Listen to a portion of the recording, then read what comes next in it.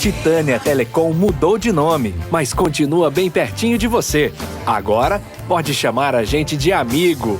Acesse sejaamigo.com.br e conheça os planos. Amigo, viva conexões reais. Olá, amigos! Sejam muito bem-vindos a mais uma entrevista aqui no Repórter MT. Hoje nós vamos conversar com o Ivanor Pius, ele que é constelador e também terapeuta da identidade. Seja muito bem-vindo ao Repórter MT, Ivanor. Obrigado pelo convite. É um prazer estar aqui trazendo essas informações para você e para a população em geral. Exatamente. E aí a gente quer saber o que é a terapia da identidade. Fala um pouco pra gente a respeito disso, por favor. Eu vou falar um pouquinho sobre de onde veio, quem criou a terapia da identidade, né? Então, a terapia da identidade foi desenvolvida pelo psicólogo alemão chamado Franz Ruppert, que inicialmente nomeou de constelação da identidade e ao passar dos anos, quando ele foi aprimorando a sua técnica, ele nomeou-se de IOPT, né? Então, significa teoria e terapia do psicotrauma orientados para a identidade. E daí dessa sigla que saiu a terapia da identidade. Toda pessoa ela tem traumas ou ela viveu situações traumáticas que precisam ser cuidadas. E aí a terapia e esse não cuidado influencia na nossa identidade pessoal diante de nós mesmos e dos outros. Explica pra gente isso, por favor. Todos nós, né, a nossa identidade ela é composta da nossa traumobiografia, da nossa biografia, né? Então das histórias, aquilo que a gente viveu, aquilo que compõe a nossa vida, nossas vivências. E todas as vivências que a gente tem, elas têm um impacto na nossa identidade.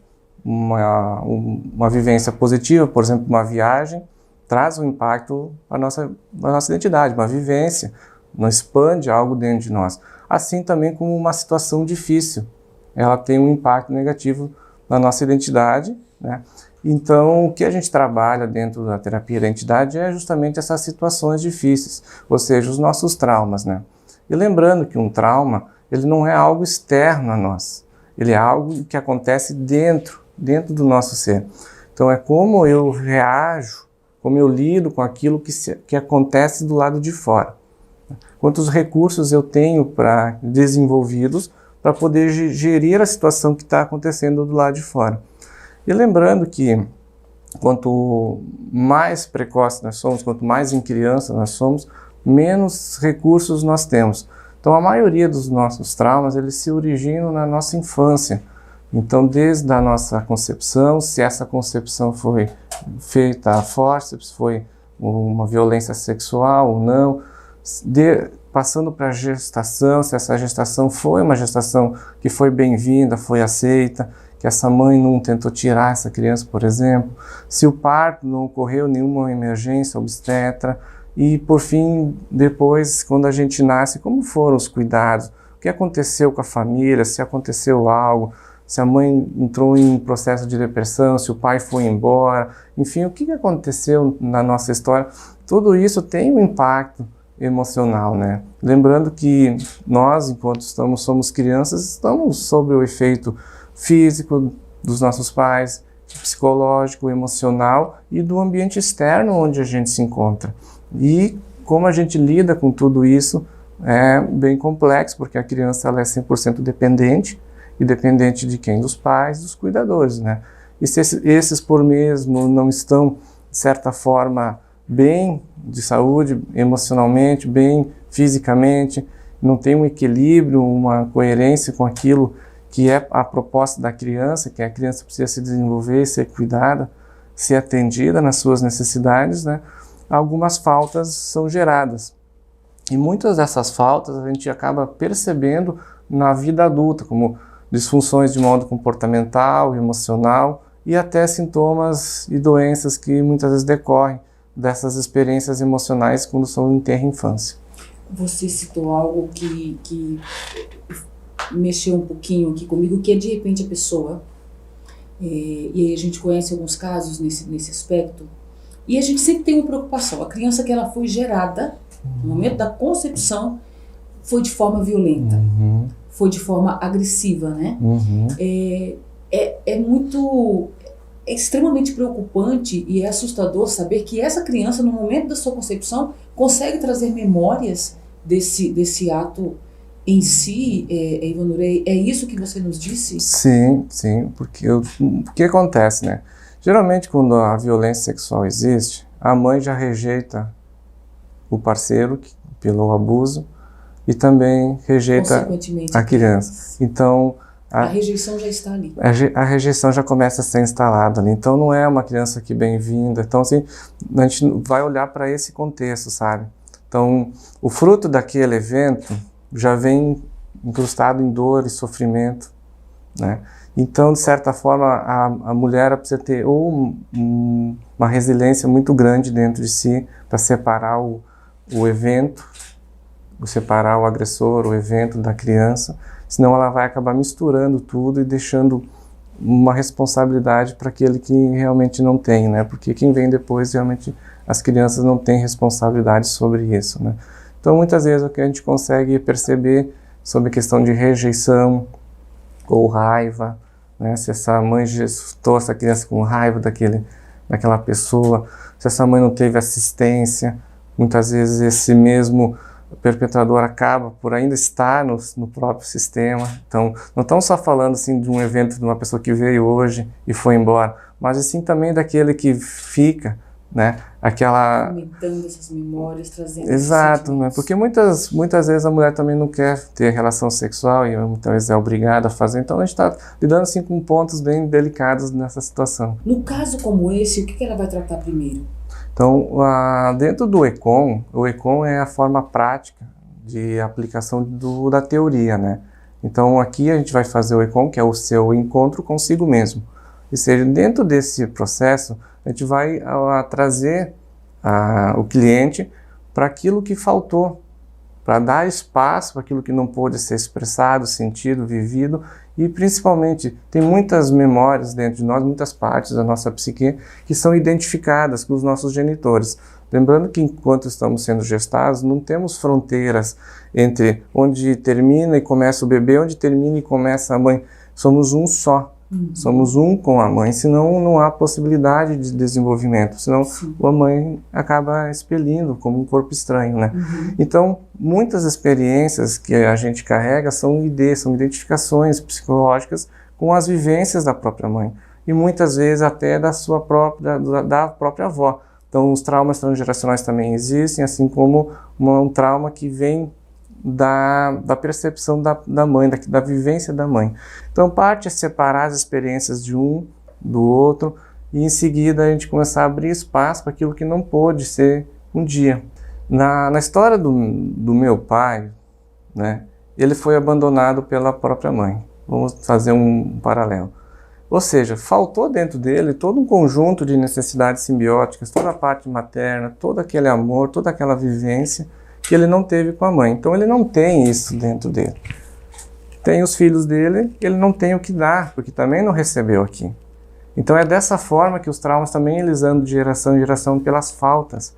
Então aquilo que eu não tive, eu não consigo dar para o próximo, a menos que eu desenvolva uma consciência disso. Então muitas pessoas conseguem desenvolver essa consciência. E muitas vão dizer, eu quero dar para o meu filho aquilo que eu não tive. Então eu quero fazer um pouco melhor, um pouco diferente com isso, né?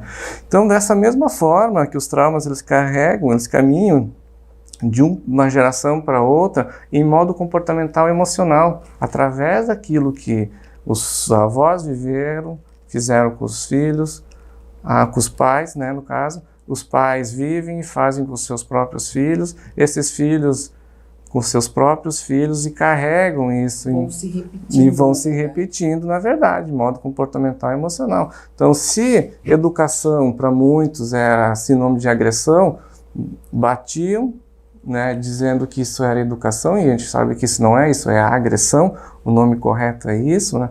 Mas para eles o significado disso é educação. Né? Então ensinam a próxima geração que educação é igual a agressão.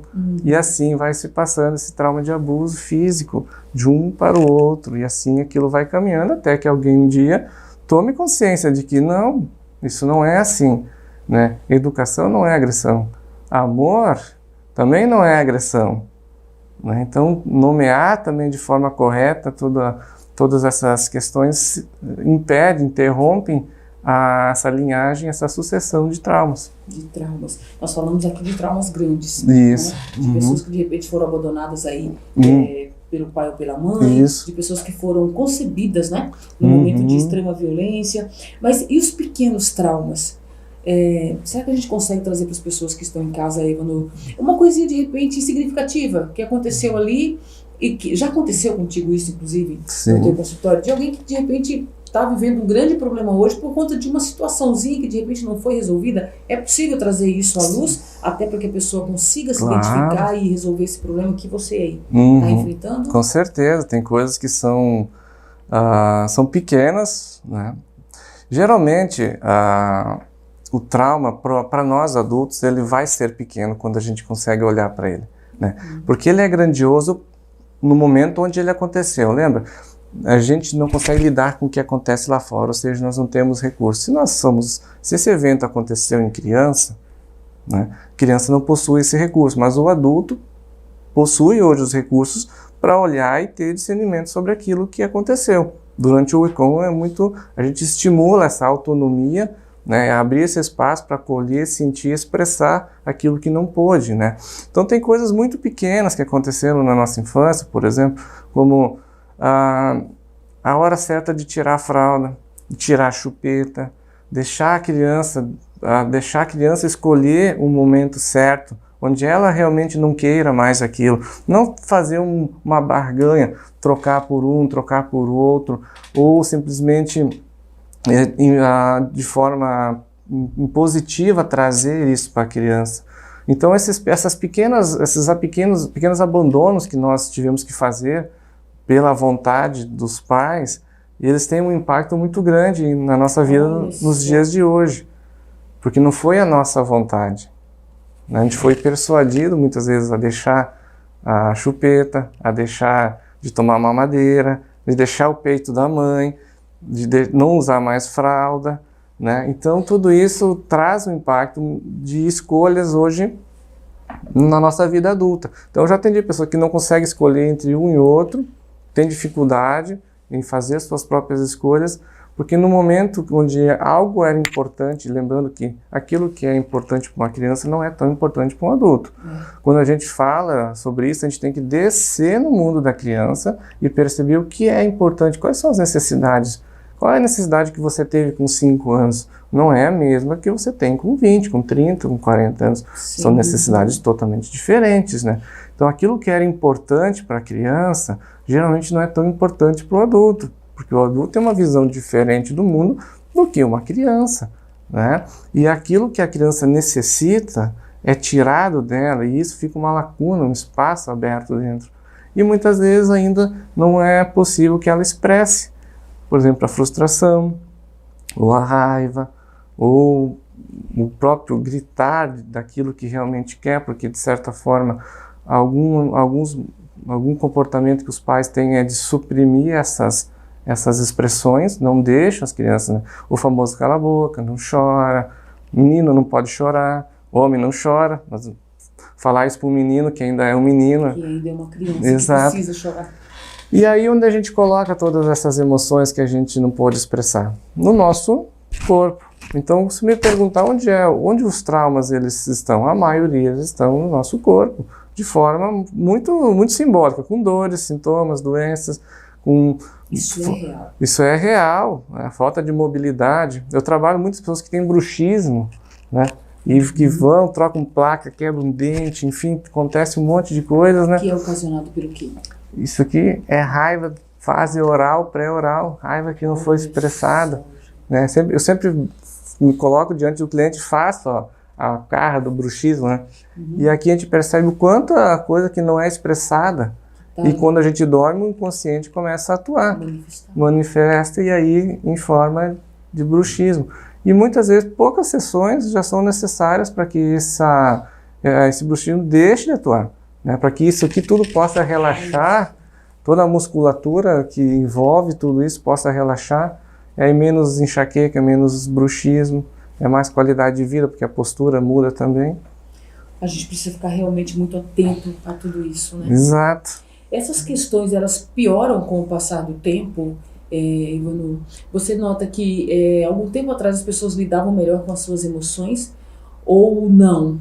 Hoje em dia isso está cada vez mais crescente, apesar das informações que a gente tem, apesar dos acessos que a gente tem, das oportunidades de cura, né, que nos são ofertadas. Como é que você avalia isso? Então, assim, a questão dos traumas, eles evoluem, né?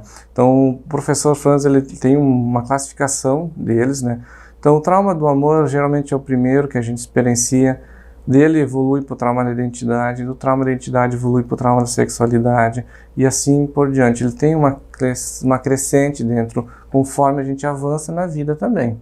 Então, quando a gente atende jovens, crianças e adolescentes, a gente percebe assim que é evitar uma vida de desprazer lá na frente, né? Porque a gente que veio fazer, eu comecei a fazer terapia com 30 anos, né?